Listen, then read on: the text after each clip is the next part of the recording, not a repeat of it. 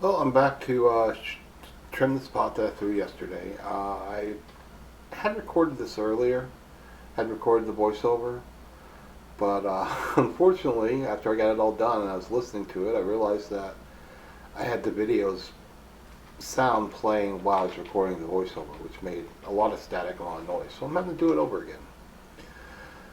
So this wheel has little circles on it that can help me kind of get it in the ballpark of center. I'm using the needle tool here to mark the side walls.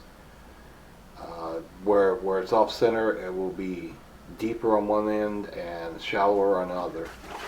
And you just keep basically moving the pot around to where it becomes an even line across. And I did this to a point, but this clay is really still kind of wet right now. My tools are kind of dull, actually extremely dull. So I've struggled with the trimming the foot on this throughout the video. Again, still don't have the muscles. It's only been one day. I don't have the muscles developed to stabilize as well, and so my hands are bouncing all over the place, which helps keep it off center. You have to really lock in and make your arms like fulcrums, and I just don't have the muscle for that yet. It's frustrating, but one thing you learn with pottery and doing pottery over the years, I started doing pottery in 2001. Um, you learn a lot of patience, but and you don't learn not to get attached to your piece, and you learn to accept small imperfections too. There's a Japanese concept called wabi-sabi that's about that. That brings where the imperfections are celebrated, not hidden. As far as I understand the concept, I could be wrong. I haven't studied it that much, but it's kind of the way I do. I tend to be a perfectionist with my art, but I've learned over the years not to be that way with pottery, because if you spend too much time on a piece and then it cracks in the fire, then you just wasted all that time. So I'm trimming this with one of my dull tools. The clay is really wet, so it's a struggle. But I'm getting the excess off from where the skirt was, and it's slightly off center from that. I still don't get it perfectly centered, but I'm not really trying too hard, to be honest, because this is just a piece to start building my muscles back up, and also to just recycle what's done. It's not going to ever be fired. It's going to be dried out. It's going to be carved like it was going to be a finished piece, but then it's going to be dried out and broken down, crushed up into a powder, and then recycled, turned back into clay to throw again. And this clay body will probably last me for several years, just to practice on unless I get clay I like to throw better and practice with better. Right now this is craft store clay. I don't even know what its final cone is, what temperature it needs to be fired to, because it didn't say on the box. So I'm not really worried about these. I was trying to trim it or trying to mark the circle for where the foot's going to be, and I knocked it off. Now I'm having to wipe it off and try again. I didn't have my wads down because I had to recenter it after putting the wads down. So again, these are all just simple mistakes you can make when you're not careful, or when you've been out of practice for a long time, or you're just starting. You just have to take your time, be patient, try and get it as right as you can. So the wheel's going very slowly, so don't knock it out of true again. I'm being very ginger with how I'm handling the tools and marking it, because I don't want to sit here all day and keep centering the piece. It's not the traditional way of centering. That's usually called tap to center, where you tap on the top part of the belly as you're kind of knocking into center with the wheel spinning. But I don't know. I've never really developed that skill, because I got kind of lazy when I was younger, and they had a tool called the Giffen grip that would center the pot for you, and it was just easier than trying to do tap center and running all my pieces. And so I never really developed those skills the way I should have. I'm going to now because I don't have a choice. I don't own a grip and grip anymore, so I need to fill in those gaps in my education anyway. You're always learning something new with pottery. Excuse the dog in the background. Dog sitting again. Dog sit almost every night, probably about 5 nights a week when my friend goes to work. She has I think he's like maybe 12 weeks old now, golden doodle puppy, and him and my cat Loki like to play around in Rough House. They're like best friends, which is funny because the dog's owner is also my best friend. So so it's funny how our animals just wound up liking each other too.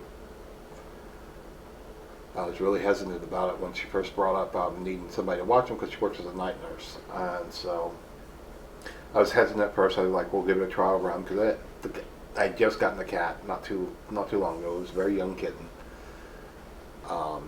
He's about 6 months old now, whereas the dog's 12 weeks. But we did an overnight trial, and they just immediately took to each other. They loved each other from the beginning. So now he's kind of my companion when my friend's at work, along with Loki, and he keeps Loki from going crazy and attacking me, because Loki likes to play really rough sometimes. He loves to attack and bounce on my knees and stuff like that, and Oz takes all that and no problems. So they just enjoy each other's company and play and burn off their energy. It's really nice. So you can see the wobble on this. It's horrible.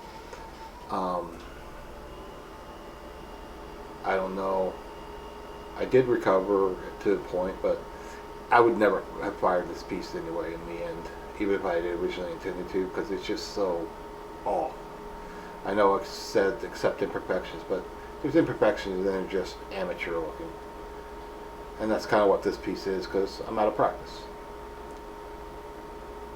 So I'm trimming up the top of the foot, well, I guess the bottom of the foot, because it's not level, because the rim wasn't level, because of the mistake I made yesterday.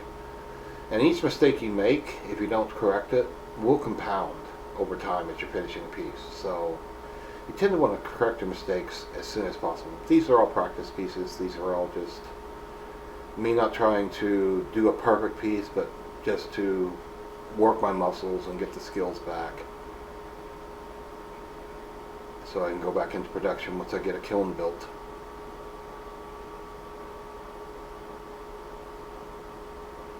So it's a slow process. It can be a fast process when you're in practice. It usually should only take 2 or 3 minutes, if that. But as you can see, this took me 16 minutes to get this piece done. Not happy about that, but these things, again, I have to be patient. It's going to take me time to get back to where I used to be. You can't go through surgeries, not practice for years, and while your muscles and everything deteriorate. Knowledge is still there, but the muscle memory, all that tends to get weakened and start to go away. Some of it's still there, but it's going to take me probably a good 2-3 months to get back to where I was before I had my heart attack. And it's not discouraging to me. I look at it as a challenge. So, again, trimming the foot itself now, kind of bringing it in and bringing the bottom of the pot to flow into that foot with a slight curve. And this is really difficult to do because that clay is just slightly too wet and the tool is just not slightly too dull. It's dull. Eventually, hopefully, I think may have said it already. I may have said it in another voiceover, but I'm gonna buy some new tools, but because they're cheap, these type of tools, the ribbon tools are cheap. But I'm going to, since I never learned how to sharpen them, I'm going to start doing a deep dive into how to sharpen these ribbon tools, and excuse the yawn. Sharpen these ribbon tools, and hopefully I can recover these tools. Because, like I said, I've had them for 20 years. I've had them as long as I've been doing pottery.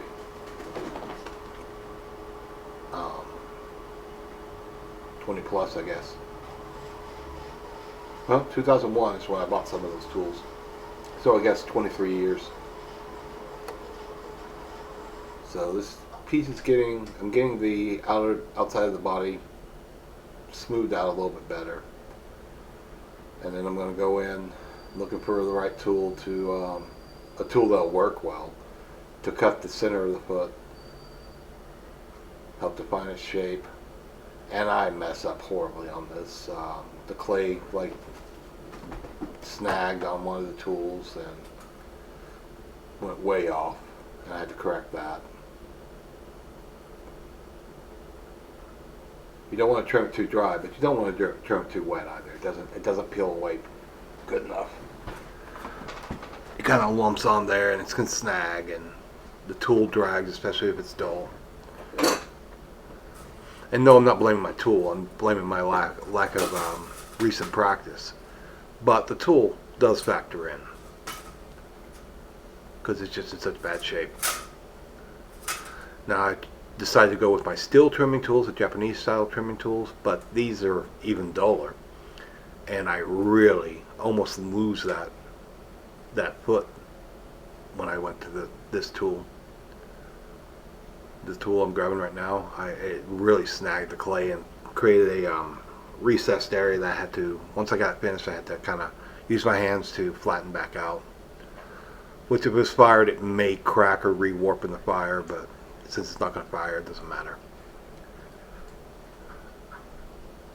But yeah, I'm struggling with this center part. The clay does not want to come out right, and it keeps sliding. The tools are so dull, they're not biting in, so they're sliding all over the place. And my hands are bouncing around. You can see that one finger supporting the tool is just moving all over the place. It should be steady and solid, but it's being moved by the clay, and that's not ideal.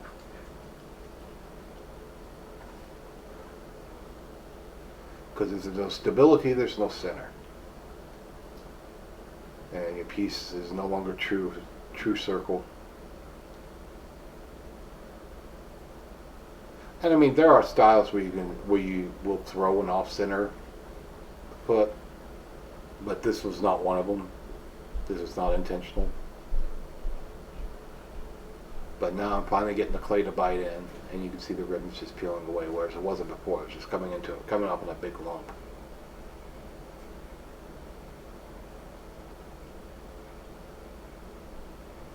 So I'm just further refining it. I'm getting very slowly, trying to go easy with it. And at some point, either I've already done it, or in a few seconds, I'm going to tap the center to kind of feel how thick that the wall of that foot is on the bottom, so I don't go through the pot and don't make it too thin. I almost, excuse me for the yawning. I almost did anyway. Sorry, I'm leaving in the yawning because I'm not re-recording this voiceover. This is the second time. I'm further pushing the sides of that foot in, making it a little thinner, giving it a little more refined edge.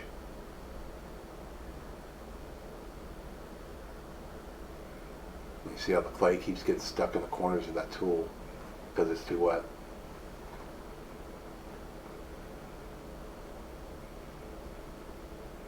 So my next two videos are going to be the one I'm going to do next.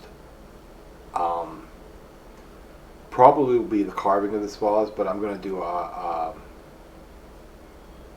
time lapse on it because that can take a long time, and I don't want to put up a 2-hour video for the carving. So that won't be time lapsed. Trying to experiment with time lapse to do some shorts of these videos, but I'm using iMovie and I can't change the aspect ratio so it doesn't show up in the shorts when I put it on YouTube. I'm going to get Filmora when I get paid and be able to make better videos from there and do some shorts and stuff like that. But for now, this is what I've got, so this is what I'm working with.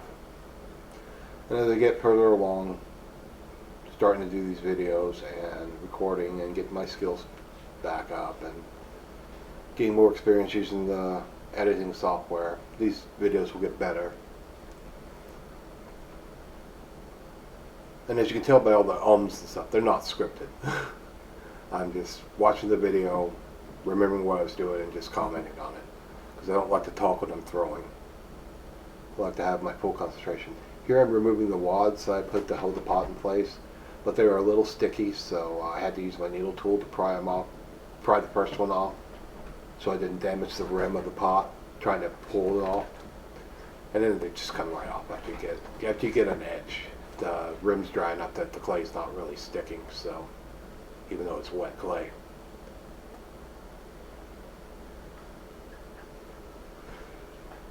Unless you use special techniques, it's really hard to stick wet clay to dry clay anyway. So, and this isn't fully dry; it's a little hard on the rim. The base and the foot are still just wet. But here I am. I'm picking it up. I don't realize I'm not being shown on camera that I'm checking the balance, kind of getting the feel for how the pot is, how even the walls are. And I start to put it back down on the wheel when I'm done. And I changed my mind. I decided to take photos instead of showing it to a video because the angle will be better. So I put it on the table beside me and I'm pretty much done. Turning off the wheel, getting up, take my photos, and grab my camera. I hope you enjoyed it. Like and subscribe if you are enjoying these videos, but just keep in mind there will be more to come and they'll get better.